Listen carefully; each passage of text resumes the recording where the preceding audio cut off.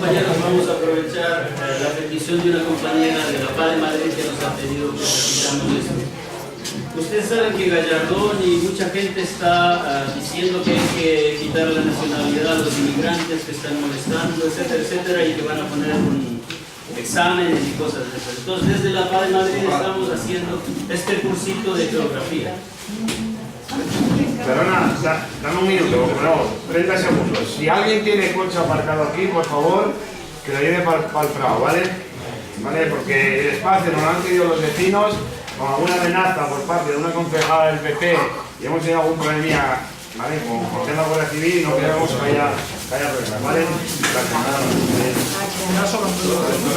Vale. Entonces, los inmigrantes llegamos a España y existe el territorio peninsular,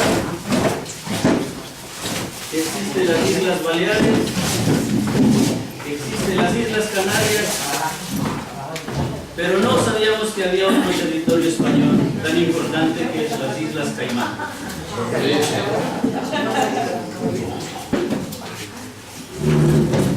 No sabíamos que los grandes señores de este país habían reconquistado para el Reino de España este territorio.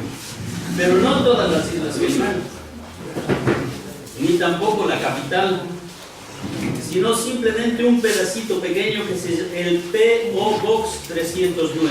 ¿Por qué? Porque es ahí donde CAI Madrid tiene su sede, o se funda CAI Madrid.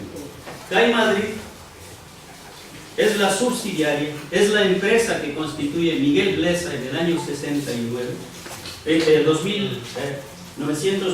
1999, inscrita con el número 93.079 en el registro de sociedades de Islas Caimán, y crea esta empresa. Es una filial 100% de Caja Madrid. Pero también es donde Bancaja Eurocapital Finance crea su empresa, en esa misma casilla postal. En el anterior, el director era Lehman Brothers, en este es Merrill Lynch.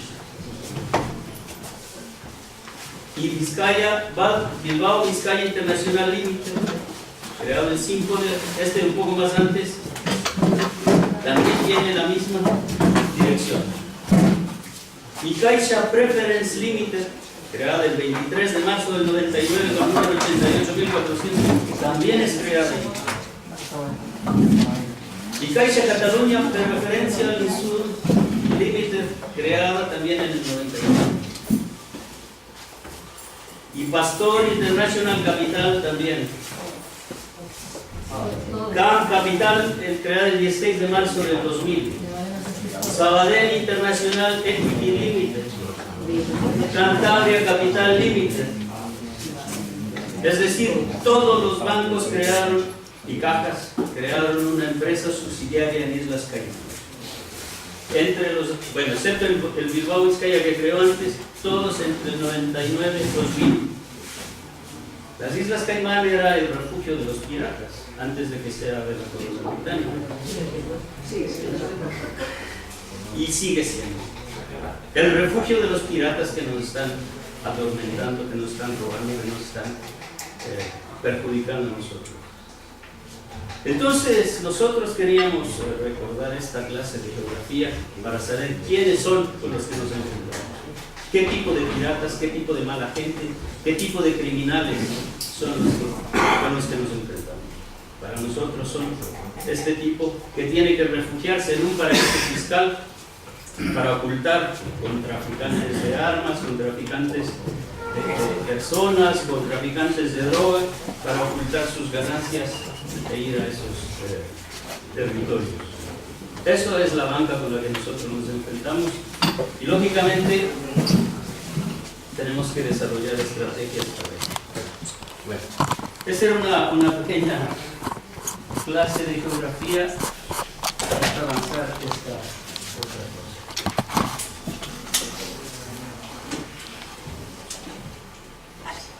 Tal vez una pequeña introducción nosotros en la PA de Madrid venimos de manera organizada al inicio y luego ya un poco con más de orden, trabajando el tema de la estafa hipotecaria. Al principio los más afectados fuimos los inmigrantes, básicamente ecuatorianos. Y habíamos en el año 2009 escrito un pequeño folleto que se llama Las hipotecas basura de la banca española. Y veíamos que eran igual que las hipotecas basura de los Estados Unidos. Tenían el mismo modelo, etcétera, etcétera. Pero no sabíamos cómo habían hecho. Hasta que ya en el 2010 llega un compañero con una escritura de relación de pago del Banco Bilbao Vizcaya, donde el que le recibe la casa ya no era el banco, sino una cosa que se llamaba Sociedad Europea de Titulización, Sociedad Gestora de Titulización.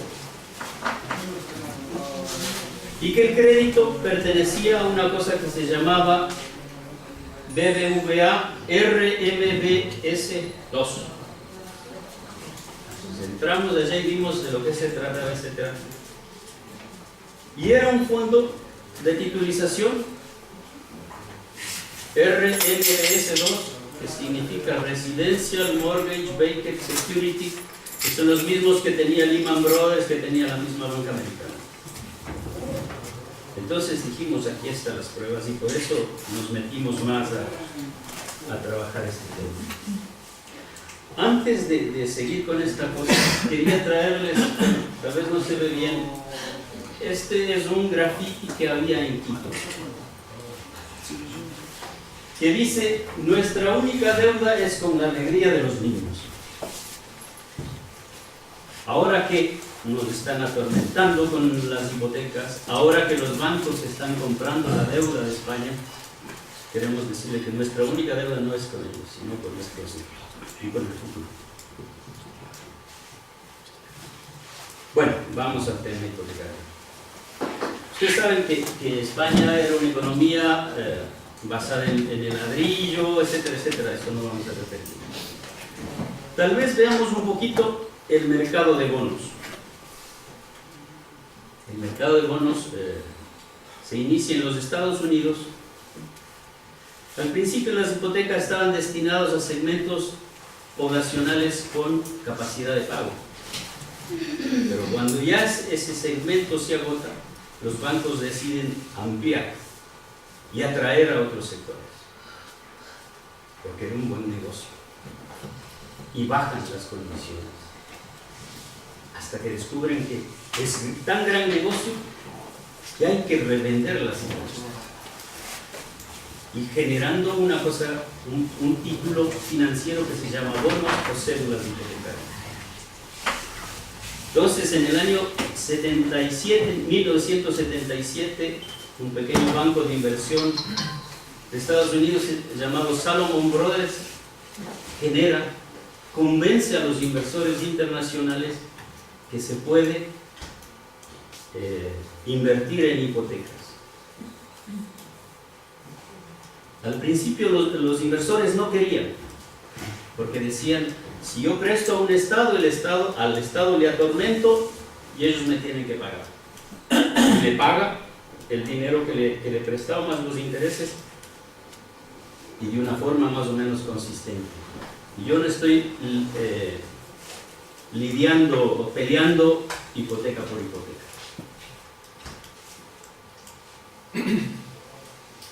Pero a la final dice: vamos a hacer unos paquetes grandes y vamos a emitir los bonos. Más o menos por esa misma época, otro banco pequeño que se llama Drexel Burman crea los bonos basura. Habían empresas que por su calidad crediticia no podían acceder al crédito oficial formal, y estos señores dicen: mira, hay empresas que a lo mejor tienen dificultades pero va a irles bien. Entonces deciden crear los bonos basura con alto riesgo. Entonces la alianza de estas dos cosas es lo que nos ha explotado ahora. Bueno, veamos un poquito la historia de aquí. ¿Puedes explicar un poco el concepto de bono basura? El bono basura básicamente se refiere al alto grado de riesgo que tiene la recuperación. Es un título financiero con alto riesgo de recuperación. Entonces, hay varias clasificaciones: inversión segura, inversión con un poco de riesgo, etcétera, hasta que ya es una inversión con alto riesgo y es el bono basura. ¿Qué es más rentable? Es el que más intereses paga, pero también hay el peligro de que no se pague. Entonces, se dice basura porque en el momento en que hay crisis, que hay dificultades, es un papel que no sirve nada, que es una basura. Entonces, Parecido a las preferentes. Parecido a eso. sí. Me olvidaba, cuando hablamos de la geografía, los bancos vendieron preferentes en el año 99 y 2000. Caja Madrid, por ejemplo, 1.000 millones de preferentes para sacar ese capital y ponerlo en Islas Caimán. O sea que ahí, cuando hablan de preferentes, no tapan, callan, no hablan de lo que hicieron ahí. Estos folletos de todas estas cosas están en el internet, no que están bajo pantalla, hay que ir buscando un poco a poco y ahí se los van encontrando. Bueno, vamos a esto. Igual que nos pasó con la ILP y la ley hipotecaria última, la banca impuso, mirando qué pasaba en los Estados Unidos, impuso una serie de cambios legales aquí en España. La ley 2 de 1981 es la que regula el mercado hipotecario y donde se generan básicamente cédulas hipotecarias, garantizados con créditos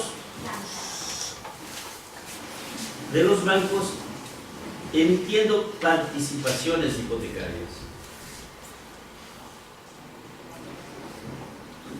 Estas cédulas constaban dentro del balance del banco. O sea, dentro de las cuentas había una parte que decía emisión de cédulas y créditos por cobrar. Pues supuestamente se intentaba dinamizar el mercado, acceder a los otros sectores poblacionales para que tengan dinero. En el 92 sale la ley de régimen de sociedades y fondos de inversión inmobiliaria y se crean los fondos de titulización hipotecaria. Entonces, se inicia la época en la que del balance del banco ya no consten las cuentas del balance del banco, sino en una cosa separada que se llama fondo hipotecario. Entonces se constituyen estos fondos de titulización hipotecaria. Hipotebanza 1 en el año 93, que para variar pertenece a don Oliver Santander, al Río. Bueno. También se crean las sociedades gestoras de fondos de titulización hipotecaria, que son sujetas a la CNMV y tienen como función la creación, constitución, administración de fondos, la representación de los inversores del fondo, la contratación de aseguramientos, cotizaciones, etc., además de pagar intereses y capital a los inversores. Hay otras reformas pequeñas, pero esta es la más importante. ¿Qué hizo Aznar? Para llevarnos a ser la octava economía del mundo, como dice. En el año 98 saca el Real Decreto 926, donde se regula los fondos de titulización, pero ya no solo hipotecaria, sino a todo. Tarjetas de crédito, autopistas, los coches, todo está titulizado en el país. Antes los fondos eran cerrados con Aznar. Cuando hace la nueva regulación ya es abierto, pueden ir agregándose más bloques de hipotecas o de créditos a los fondos de titulización. Ya vamos a ver un poquito más detallados los fondos. Y fija la cantidad de 903.000 euros, el equivalente como capital mínimo para constituir una sociedad gestora de fondos de titulización. una vez que hace ese marco legal, decide en la ley de presupuestos del Estado del 99 decirles a los inversores: inviertan, compren estos bonos porque es rentable, yo les voy a avalar. El Estado pone 300.000 millones de las antiguas pesetas, es decir, 1.800 millones de euros, para garantizar a los inversores la rentabilidad en los bonos. Otra cosa ya posterior, ya en el año 2003, que hace don Rodrigo Rato, es sacar una orden ministerial para que el valor del mercado sea el referente del valor de tasación hipotecaria. Entonces es cuando la especulación hace disparar los precios. Entonces, estos, además de, ustedes saben, otras cosas que se hizo, la liberalización del suelo, los estímulos fiscales para comprar vivienda descontando en el IRPF, o subsidios que se dieron directamente. Tal vez no se ve bien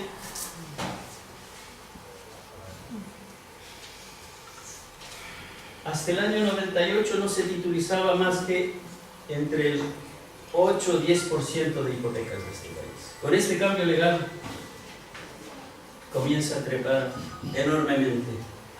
Ya cuando se basna, o sea, en el año 98 eran 4.800 millones y ya en el 2003 eran 37.100 millones de euros. Entonces, para nosotros este es el motor o la turbina que infló esta burbuja hipotecaria. ¿Qué es la titulización? La titulización es una operación, es un sistema por el cual vende los créditos, en el caso de nosotros, vende las hipotecas con la finalidad de dar más créditos, de ampliar su negocio. Entonces lo que hacen es empaquetar paquetes de hipotecas y en base de estos emitir bonos o cédulas. Transmite los derechos de crédito y vende a inversionistas privados, a fondos de inversión, a fondos soberanos, familias, etcétera, acaudaladas, a fondos de pensiones, a empresas aseguradoras y a especuladores. El atractivo tanto es los intereses y la periodicidad de pago más o menos constante que debe estar. Entonces, mediante esta operación, los bancos, en vez de tener un crédito que si les va mal, tienen que provisionar, tienen que segregar esa parte y poner como reserva por si acaso el crédito vaya mal. Aquí ya sacan de su balance y le tienen como un activo, o más bien tienen el ingreso que esa venta les ha dado. ¿Qué hacen los bancos? Venden los derechos de crédito, pero se quedan como administradores del crédito y les pagan a ellos por mandarnos la carta, por hacer los cálculos, por perseguirnos, etcétera, etcétera.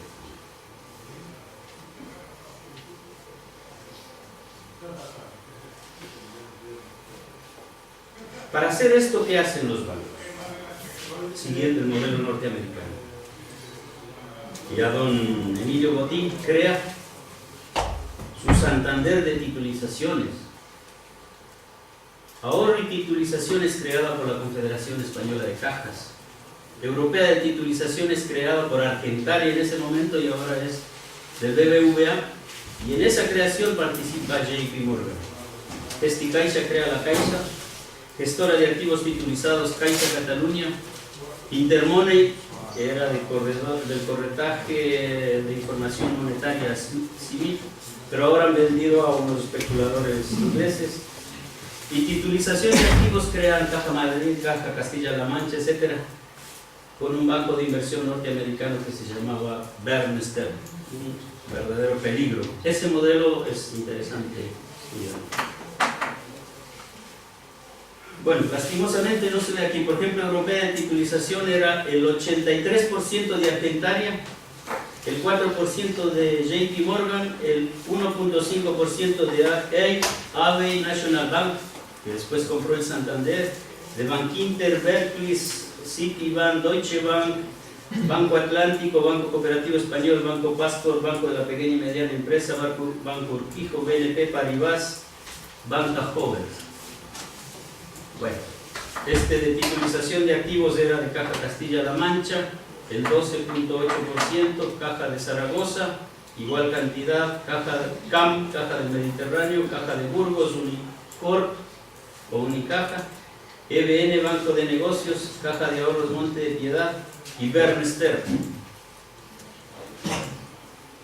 Una de las características de estas sociedades gestoras de fondos de titulización es representar a los que compran los bonos, a los inversionistas, es decir, el banco da las hipotecas, el banco crea los fondos de titulización, el banco crea la sociedad gestora y el banco defiende a los inversores, o sea, todo hace y por todo cobra.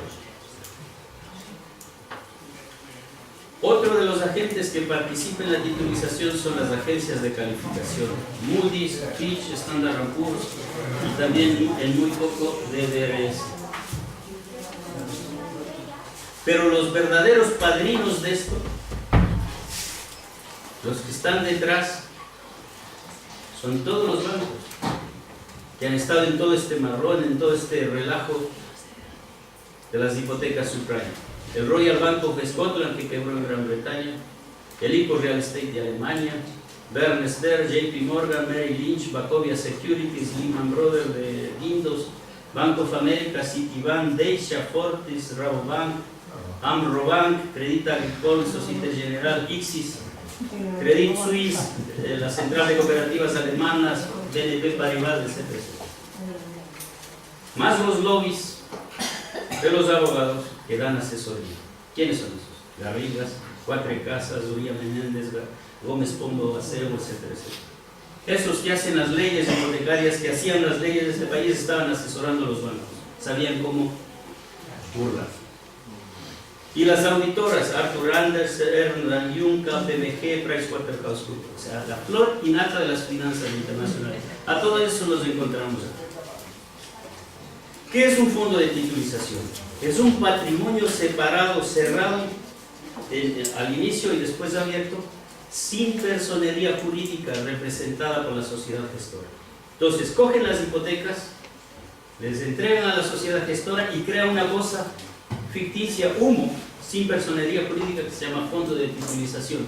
En el caso del compañero que nos trajo la escritura era RMBS 2, Banco Bilbao Vizcaya RMBS 2. Tiene un activo que son las hipotecas o las participaciones hipotecarias que le dan los bancos y un pasivo que son los bonos a los que tiene que ir amortizando y pagando intereses. Siento mucho que no se vea, por ejemplo es el fondo de titulización Hipocat 8 de 1.500 millones de euros. Tiene 5 series, A1, A2, B, C y D.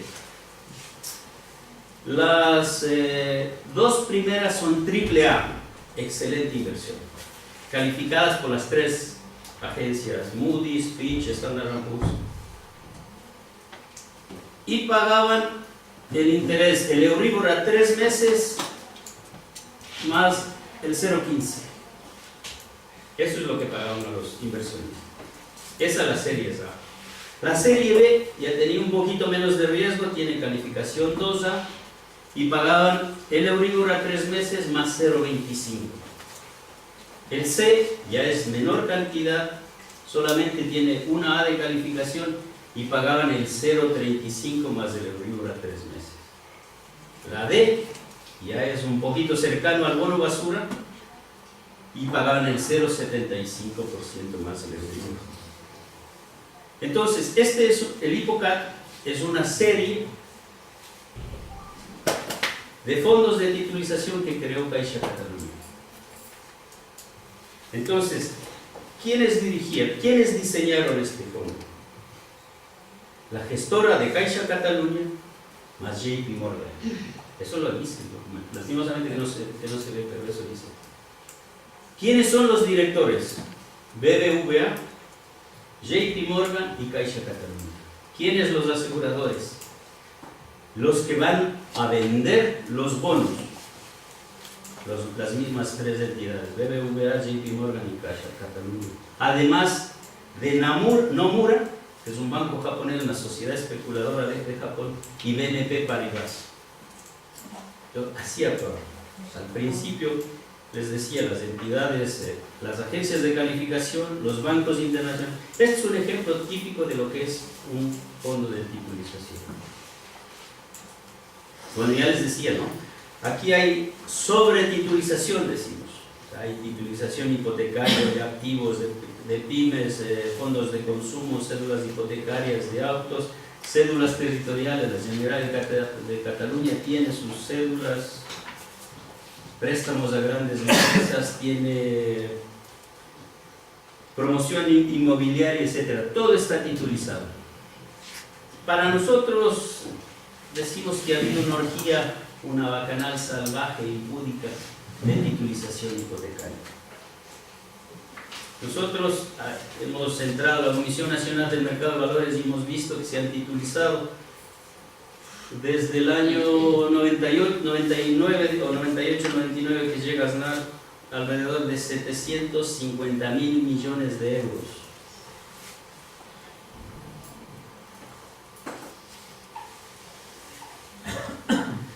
En la época en que más se tituliza, lógicamente, es en el año 2007-2008, cuando está Zapatero. En el 2007 se tituliza 101 fondos que equivalen a 141.527 millones de euros. 141.527 millones de euros.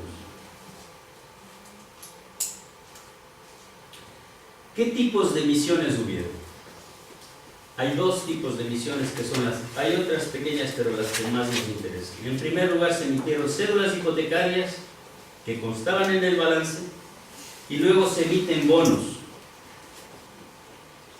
Las cédulas, la diferencia entre cédulas y bonos, hay algunas cosas, pero lo fundamental es: una cédula consta en el balance y el banco es responsable con todos los créditos que ha dado en ese momento, en ese periodo, ¿no?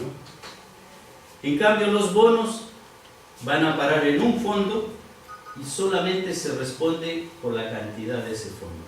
Por decir algo, si Caja Madrid emitió cédulas por 1.000 millones de euros, entonces ellos tienen entre diciembre del 2003 y abril del 2004. Entonces todos los créditos que han dado en ese momento responden a esa cédula. Mientras en un fondo dice: voy a constituir un fondo de 300 millones. Los bonos responden solamente o corresponden a esos 300 millones de euros. Por eso se constituye una cosa cerrada que es un fondo. Y de ahí salen los bonos. Bueno, qué pena que no se vea. Aquí está el famoso RMBS2, por el que entramos y llegamos a esto. Este es un fondo de 5.000 millones. Es el segundo fondo que constituía el BBVA. El primero es de 1.000 y algo, 1.000 millones, y lo constituye con la ayuda de Lehman Brothers. El 2 lo constituye con el BBVA, con ABN AMRO Bank, BNP Paribas, Citigroup y el Royal Bank of Scotland, ese banco que quebró en Gran Bretaña que les decía. Estos 5.000 millones pertenecen a 32.500 hipotecas. Bueno, a este lado no se ve, pero ese es el otro fondo de titulización que dice AIT, Promociones Inmobiliarias 3, de 300.700.000 euros. Es de la Pucha. Ahí lo interesante, pero lastimosamente no se ve, es que ya estaba el famoso Dresdner Bank de Luis el Cabrón.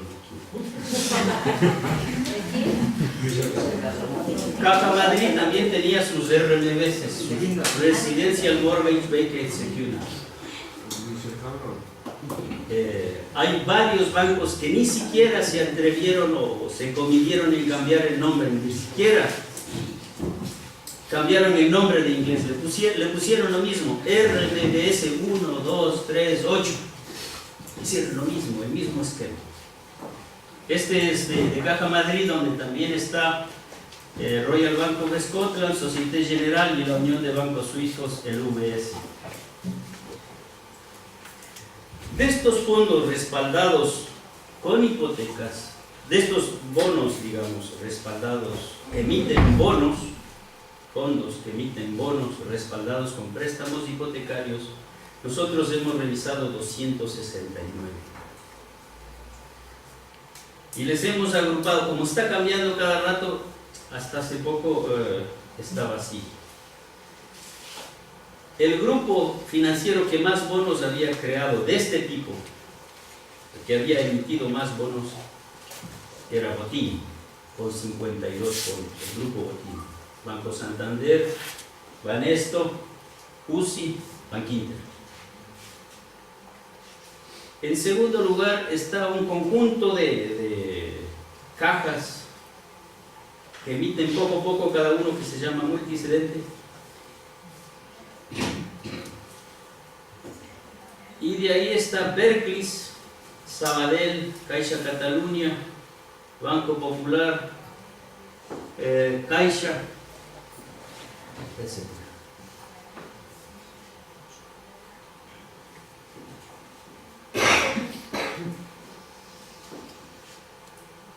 Estos 269 fondos son nada más que 305.038 millones de euros. 305.038 millones de euros. Botín ha emitido ahí, o ha creado fondos por 60.629 millones de euros. Luego está la Bankia, Berkeley, Caixa Catalunya, Caixa, etc. Esto corresponde a 3.676.934 hipotecas.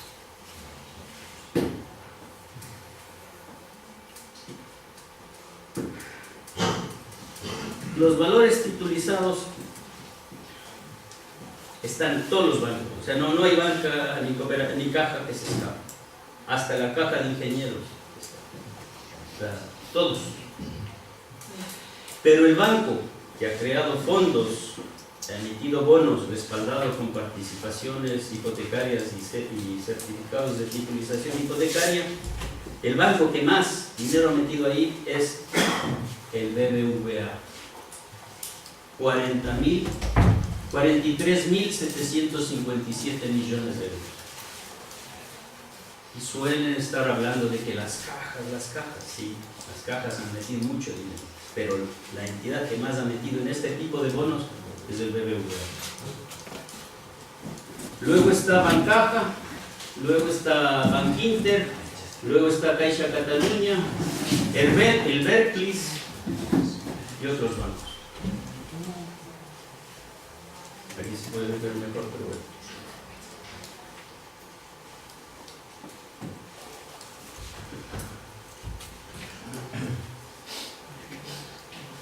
Entonces, decíamos, estos son fondos que emiten bonos y son respaldados con hipotecas. Pero los bancos no son perezosos, no son vagos, van creando cosas.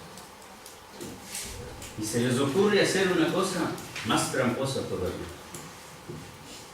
Entonces deciden crear fondos, pero ya no con hipotecas reales, sino con las cédulas que emiten los bancos. Es una titulización de una titulización. Es decir, en cierta medida, en un sentido profano, sería como un vale por no sé cuántas hipotecas. Vale por tanto que valdrían unas hipotecas. ¿Qué equivale tantas hipotecas? El más bestia que he visto yo es este. AIT, cédulas, cajas, global, fondo de titulización de activos. 200.000 millones de euros. Este es, bueno, una de las cosas más, hasta se suicidó en el teléfono.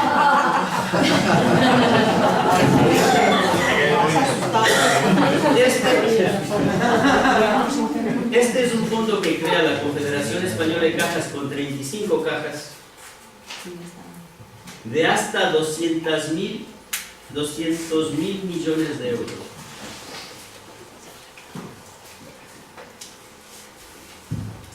Al principio logran reunir 59.000 millones en cédulas que emiten las cajas. Las cédulas ya no emiten por series como se hacía antes, sino una cédula única. Caja Madrid, 1.500 millones. Caja CAM, 1.200 y así. Ya son papeles, vales que van, como decía el compañero. Entonces, reúnen hasta 59.000 millones, según el informe de auditoría que hemos revisado, y ya no les da más el tiempo. Y no logran los 200.000, pero ellos querían llegar a los 200.000 millones. Como no podía ser de otra manera, don Emilio también crea su fondo de titulización de activos denominado PITCH, Programa Independiente de Titulización de Cédulas Hipotecarias, de 50.000 millones de euros. Es la cuarta parte de los otros, no es tan ambicioso. Y crea lo mismo, pero 50.000.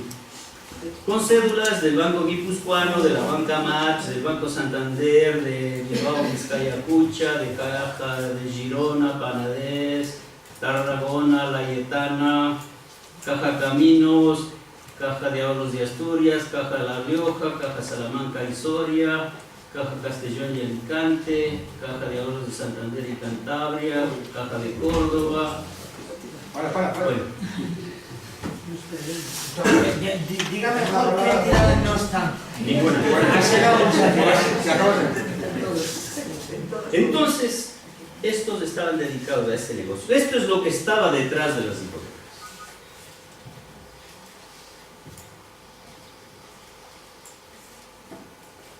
Se parece a mi exmarido cuando me va a engañar y luego me termina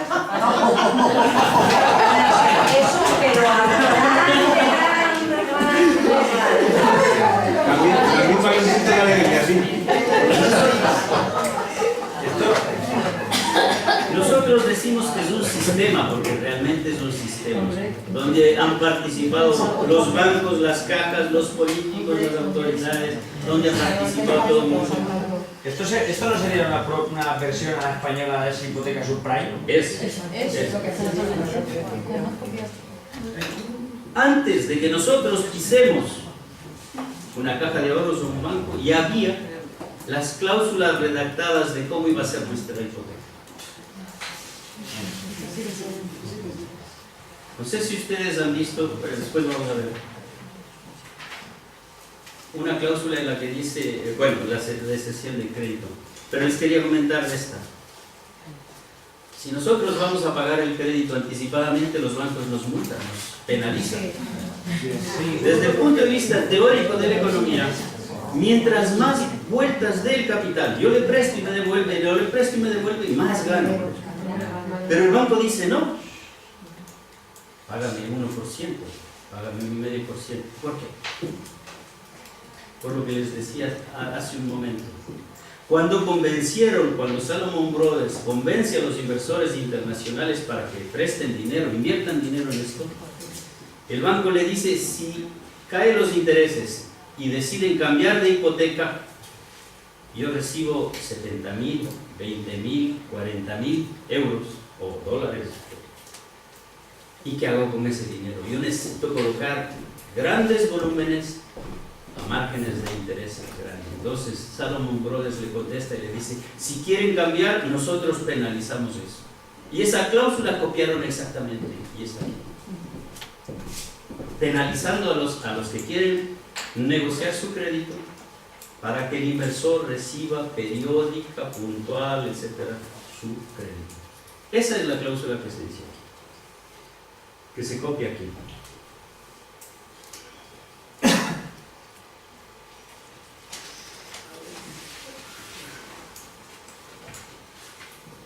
Ya vamos a ver otra cláusula que está por ahí que es muy interesante también. A los banqueros no les interesaba si yo o cualquiera de ustedes va a pagar la hipoteca. Ellos lo que querían era materia prima, era la harina para sacar su pasta. Ellos necesitaban la hipoteca. Ellos querían tener unas firmas, unas carpetas, unos papeles para después vender. El negocio no estaba tanto en los intereses que nos cobraban, si es negocio, sino en hacer todo este nublado de la titulización.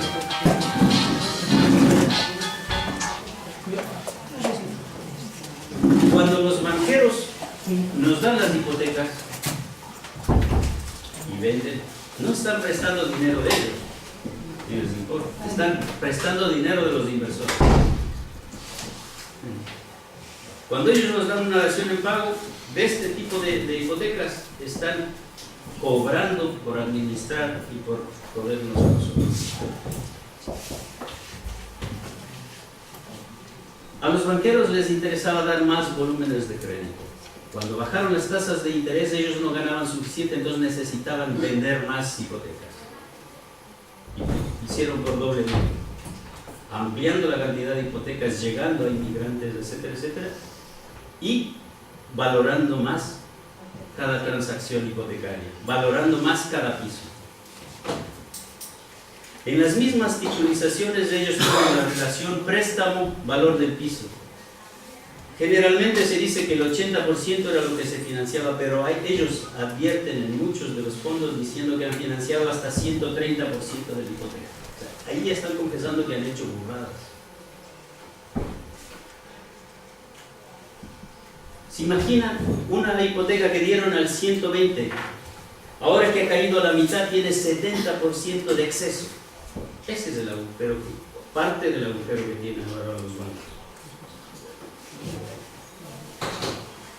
Llegan a la osadía de en las escrituras poner un párrafo que dice importe de tasación a efectos de titulización hipotecaria.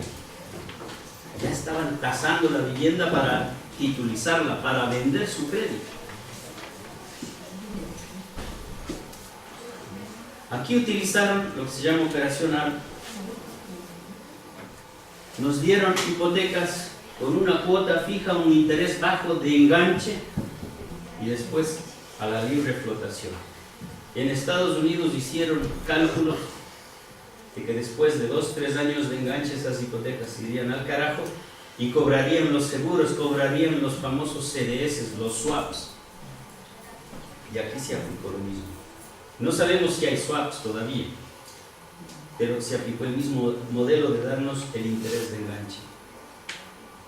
En Estados Unidos y aquí se utilizó los ingresos declarados. Me preguntaban a mí o cualquier compañero, ¿cuánto ganas? 1.200 de la construcción más 600 de mi mujer. Utilizaron eso y no los papeles reales de ingresos o el historial de ingresos que debería ser distinto. En Estados Unidos y aquí utilizaron lo que se denomina no-doc o low-doc, sin documentos o con pocos documentos. Con 2 nóminas ya daban una hipoteca. Con el certificado de la señora que a veces decía la compañera gana 300 más de horas extras, ya daban.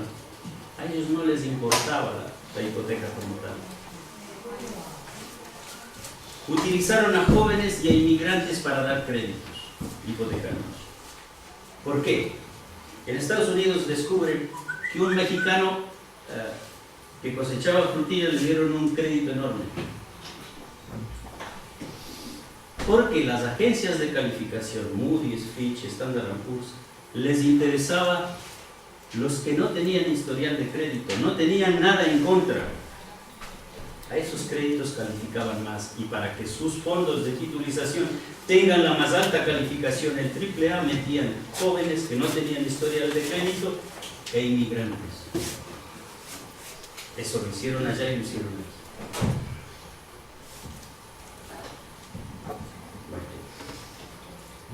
Esta es la famosa cláusula que les decía.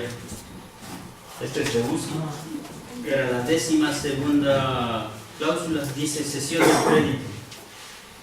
UCI, o Caja Madrid, o la que sea, podrá ceder el crédito que se deriva de este contrato hipotecario a un tercero o emitir una participación hipotecaria o un certificado de transmisión de hipoteca que lo represente sin necesidad de notificación a la parte prestatario quien renuncie expresamente a este derecho. El banco ya tenía redactada esta cláusula que dice que puede vender, puede emitir participaciones o certificados de transmisión sin avisarnos y nos hace renunciar a nosotros el derecho de que nos notifique. El negocio estaba ya listo, la estafa estaba. Y así se utilizaron varios supuestamente programas, etcétera, como el cambio de casa o hipoteca puente. Hay mucha gente que ha caído en esto. Dicen, tienes tu casa, no importa, te financiamos la nueva, hipoteca las dos. Y las dos han reventado y se han llevado. Hay mucha gente que se ha quedado sin nada después de tantos años. UCI, el último en el 19, imaginen cuántos tienen, 19. Ellos, en el folleto, en la escritura dice que más del 80% no logra vender la primera vivienda. Eran conscientes de lo que pasaba. Pero lo más grave, y con esto ya termino, los dueños de los créditos no son los bancos, en este caso de hipoteca. Yo creo que en la mayoría. Los bancos transmitieron el riesgo de impago de los préstamos hipotecarios. En las escrituras de los préstamos, ellos ponen al inicio una serie de advertencias a los inversores. Inversión, ¿cómo es? Riesgo de la sociedad gestora, de que puede quebrar, etcétera. Riesgo del mercado, etcétera, etcétera.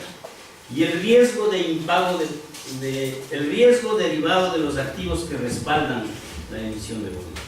El primer riesgo es el riesgo de impago de los préstamos hipotecarios. Y dice así textualmente: los titulares de los bonos emitidos con cargo al fondo correrán con el riesgo de impago de los préstamos hipotecarios agrupados en el mismo mediante la emisión de participaciones o certificados, teniendo en cuenta siempre la protección ofrecida por los mecanismos de mejora de crédito. Es decir, ¿quién va a correr el riesgo de impago? Es el que compró el bono. El inversor que dijo, toma, un bono vale 100.000 euros. Las fortunas que compran, dice, esos son los que van a correr el riesgo. El cedente, el banco, no asumirá ninguna responsabilidad alguna por el impago de los deudores, ya sea del principal, de los intereses o cualquier otra cantidad que los mismos pudieran adeudar en virtud de los préstamos hipotecarios de conformidad con el artículo 348 del Código de Comercio.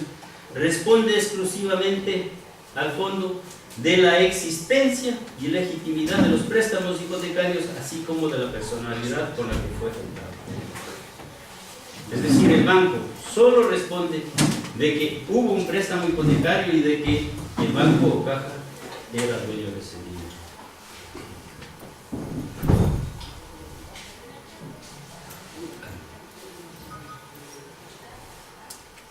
Dice, tampoco asumirá en cualquier otra forma responsabilidad en garantizar directa o indirectamente el buen fin de la operación, de la titulización, de la venta de bonos, ni otorgará avales o garantías, ni incurrirá en pactos de recompra de participaciones o de certificados. O sea, no se compromete a nada, ni a cambiarle de deudor o de préstamo.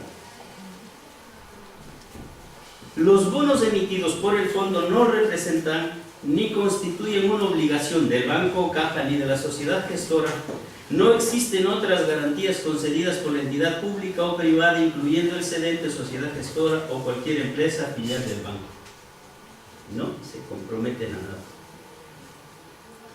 y ellos ya veían la crisis. El siguiente riesgo que ellos dicen, protección limitada de los bonos. Una inversión en bonos puede verse afectada, entre otros factores, por un deterioro de las condiciones económicas generales que tenga un efecto negativo sobre los pagos de los préstamos hipotecarios. En el caso de que los impagos alcancen un nivel elevado, podrían reducir o incluso agotar la protección contra las pérdidas de la cartera de los préstamos de la que disfrutan los bonos como resultado de la existencia.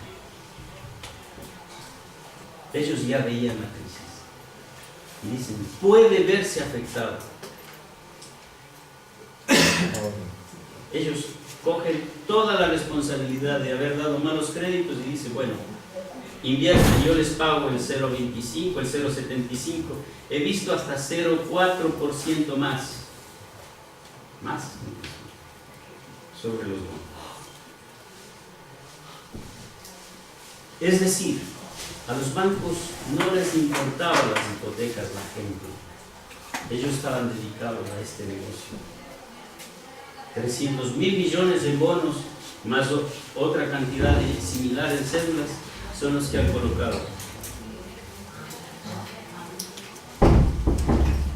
Ahí estaba el negocio de ellos. Luego de esto, con estos bonos, lo que hicieron era otra serie de contratos, de permutas financieras, de negocios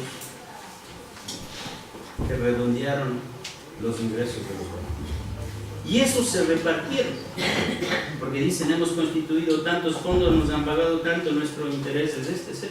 Y esos se repartieron, y eso es parte del agujero enorme que tenemos. Estoy ahora haciendo unas listas donde estoy sacando, es una cosa enorme, ¿no? Pero, por ejemplo, estamos sacando cuánto de algunas cédulas ayudaron los bancos alemanes. De las primeras cédulas, ¿cuánto colocaron afuera en el mercado los bancos alemanes? Más del 35% tienen metido allá. Por eso la Merkel tiene agarrado de las pelotas a todos los gobernantes. Porque está ahí, metieron plata. Pero otra vez entramos con un periodista, les di un fondo de titulización y estaba cotizando ese rato al 90% en Stuttgart, en el mercado de Stuttgart. Sí. O sea, están en el mercado internacional. En resumen, esto es un sistema montado por la banca internacional. Los bancos de aquí fueron parte de este negocio internacional bastardo.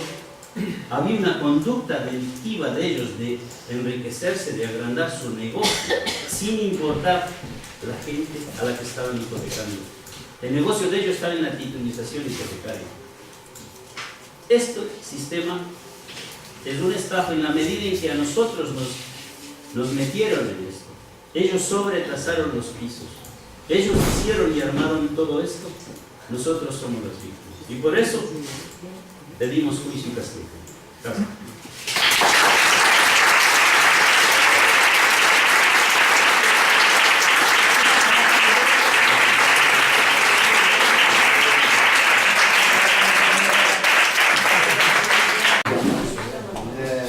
Visto tantísimo volumen de operaciones como existe, ¿no? Según leí no hace mucho yo un informe, digamos que el Tesoro Mundial, digamos económico, calculado, se calculaba que en dinero y en oro la cantidad era de 30.000 billones de dólares, cuando en operaciones, digamos, de transacciones que hay, operaciones bancarias y tal, el volumen está calculado en 300.000 billones de dólares. Eso quiere decir que los bancos no están trabajando y no estamos trabajando nadie con dinero real, es todo ficticio. O sea, los bancos no ven dinero poniendo en un sitio, pero sí hay dinero por todo lado. He tenido que recortar ahí una cosa que tenía gráfica. Antes se emitía en papel fiduciario los bonos, ahora es un clic de computadora. Por eso digo, Ni siquiera existe ese dinero. realmente no existe el dinero, es un dinero ficticio, solamente son números, lo que aparece en todos los sitios, pero realmente si digamos la realidad, ese dinero no existe por ningún lado. O sea, se ha multiplicado de una peseta, por hablar en antigua, o sea, real, de una peseta real han hecho 30, pero sin que esa 29 realmente exista, solamente en la ficticia. El otro día veíamos un informe de Bloomberg, una noticia de Bloomberg, después entramos ya a los fondos de titulización, decía que la titulizadora de activos le demandaba a Credit Firmo porque era basura sus hipotecas, por no decir otra cosa. Y miramos la calificación. Ustedes saben, AAA, máxima garantía, 2A, hasta 3B, que ya comienza, 2B, C, etc. Estos tenían la calificación C. O sea, ni siquiera era mierda para hacer composta. Y valía 300 millones el uno y el otro como 400. Como es ficticio. Claro, es que realmente es ficticio, porque una preguntita era, porque si no fuese ficticio, los bancos no tendrían ningún miedo a que todos los clientes fuesen a retirar el dinero de su cuenta, todo su dinero. Pero como no existe, es irreal, claro, por eso van a pique, porque no existe. Todos los clientes de todos los bancos, todo el mundo que tiene una cuenta, sacara y diera el dinero que tiene, no te lo daría, porque lo han multiplicado ficticiamente. Ese es el miedo que tienen los bancos. Claro. Si nosotros sacamos, no tienen dinero para darnos. Claro, porque es ficticio. O sea, son operaciones ficticias. Pero volviendo al tema, quería que les quede claro que esto es una estafa así montada a nivel internacional por todos estos, ¿no? O sea, con todo esto que ha dicho el compañero de ficticio, etcétera, a nosotros hay un contrato de hipoteca que es el que nos amarga la vida, ¿no? Entonces, lo han hecho esto. ¿Tú querías decir?